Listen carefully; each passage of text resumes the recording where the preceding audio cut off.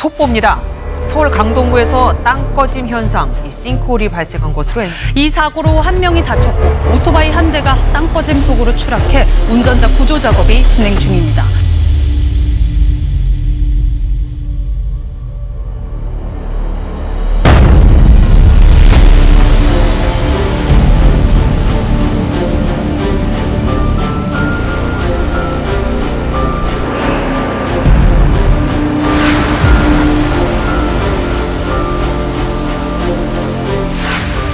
네, 영상 잘 보셨죠? 싱크홀이 심각한 문제라고 해서 제가 오늘 디테일하게 공부를 해보기 위해서 권 대표님 모시고 시간을 마련해 보았습니다. 싱크홀이 왜 생기는지에 대해서 알아야 될 것 같아요. 싱크홀이 왜 생기는 거죠? 땅이 비어있으니까 생기죠, 안에가. 우리나라 말로 치면 네. 뭐지? 싱크홀. 아니, 우리나라 말로 땅꺼짐. 땅꺼짐, 맞아. 땅꺼짐. 네.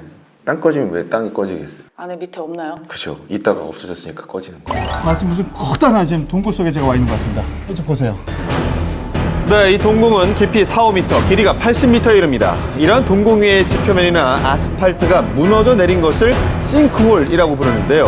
지금 맨날 작업을 하고 있는 하수관하고도 연관이 있나요? 그렇죠. 연관이 많죠. 하수관도 갑자기 비어버리는 순간이 발생을 하나요? 관 속에 있는 물이 바깥으로 빠져나가면서 흐름이 생기잖아요, 물. 그럼 관 주변을 받치고 있던 흙들이 밖으로 새 나오는 물로 인해서 쓸려 나가죠. 그러면서 물이 안 흐르면 거기 또 비잖아요. 그러면 그 주변이 꺼지기 시작하죠. 관이 근데 왜 부서지는 거 그러는 거예요? 오래돼서. 그럼 낡은 관들이 문제네요? 그렇죠. 뭐든지 나이 먹으면 문제가 되죠. 여기저기 아픈 것처럼. 그런 낡은 관이 많이 있나요? 많죠. 실제로 최근 5년간 전국에서 발생한 땅 꺼짐 사고의 45% 이상이 하수관 손상 때문이었습니다.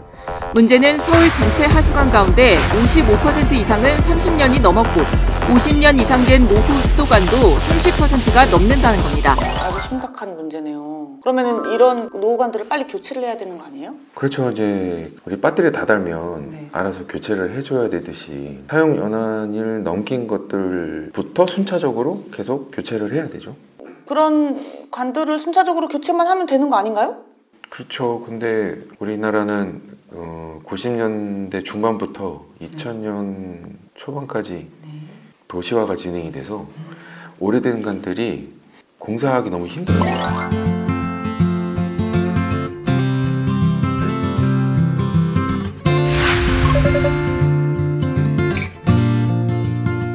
그걸 교체하기 위해선 땅속에 묻혀있는 시설들이 너무 많아서 주변의 교통 상황이나 안전 때문에 못 파는 경우도 꽤 많아요. 그러니까 예를 들자면 우리가 처음에 도시를 만들 때는 한 2, 3m 밑에 하수관이 있었는데 도시가 계속 커지고 주변이 재개발을 하면서 땅을 더 메꿔서 건물을 짓고 그러다 보니까 지금 있는 오래된 관들은 심한 곳은 막 지하 8m, 9m, 10m 아, 점점 밑으로 내려가는구나. 모래사장에서 깊이 파내려면 초반에 파는 넓어지잖아요. 이렇게 마른 목걸이, 역삼각형처럼. 그게 이제 안전상에 무너짐이 방지하기 위해서 그렇게 파내는 경우가 많아서 6, 7m씩 파내려면 주변을 많이 파내야 되는데 그러면 이제 교통체증이나 가스관도 있고 전기선도 있고 상수도도 있고 뭐 통신성도 있고 복합 화력발전 시설도 있고 막 그런 것 때문에 파내기가 쉽지 않아서 알면서도 손을 못 대는 경우가 꽤 있습니다.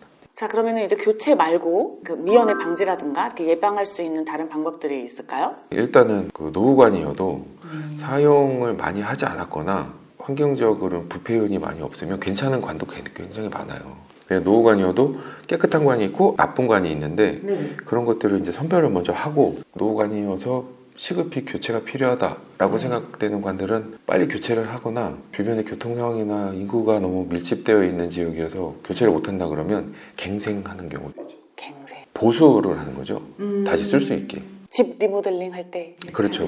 그럼 이제 그 노후관을 파악하는 게 이슈일 것 같은데 노후관을 파악하는 방법들이 뭐 여러 가지가 있나요? 일단 우리나라는 GIS 정보가 각 시군 지자체별로 잘 구축이 돼 있어서 지하 매설물이 언제 묻어졌는지는 대충 파악이 돼요. 이제 그것들로서 사용 연한이 지난 것들은 파악이 되고 그리고 나서는 다 육안으로 합니다. 육안이 뭐냐면 자동차 같은 조그만한 CCTV 바퀴가 달린 차량을 넣어서 그 안을 다 들여다보죠. 카메라를 달고 후레쉬를 달고 들어가서 녹화를 해서 나와서 육안으로 좋지 않은 곳을 판별을 하죠. 그 성능이 어느 정도 괜찮나요? 거의 사람이 가서 보는 것만큼 선명하게 잘 나오는데 이제 문제는 이제 오래된 관들은 그 안에 각종 이물질이나 아니면 부분적으로 꺼짐 현상으로 인해서 그 안에 물이 꽉 차 있거나 토사가 꽉 차 있는 경우가 많아요. 그래서 실제로 조사 차량이 들어가서 조사하지 못하는 경우도 꽤 많죠. 그런 게 무려 한 5-60% 정도 된다. 우와, 그렇게 많아요. 그러면 우리 일반인들이 이제 사고를 방지하기 위한 방법들 같은 것들이 있을까요? 땅 꺼짐 현상이나 아마 그 하수관에서 물이 새는 것 때문에 주변이 땅이 꺼진다는 거는 갑자기 와르르 무너지는 게 아니고 전조 증상이 있어요. 사람들이 보면 대충 알 수 있거든요. 맨홀 주변에 뭐 물이 살짝이라도 보이거나 솟구친다 그러면 정체가 돼서 그 물이 꽉 차 있다는 얘기거든요.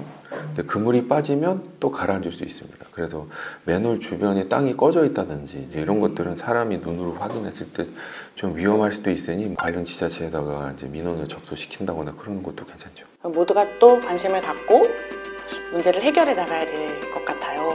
네, 이 싱크홀 문제는 정부뿐만이 아니고 지자체, 시민 모두가 관심을 가져야 할 문제라고 생각이 듭니다. 그래서 저도 얼마 전부터 권 대표님하고 노후관 파악을 위한 로봇을 개발 중에 있습니다. 저희 로봇 만드는 과정을 영상을 통해서 담아보도록 하겠습니다.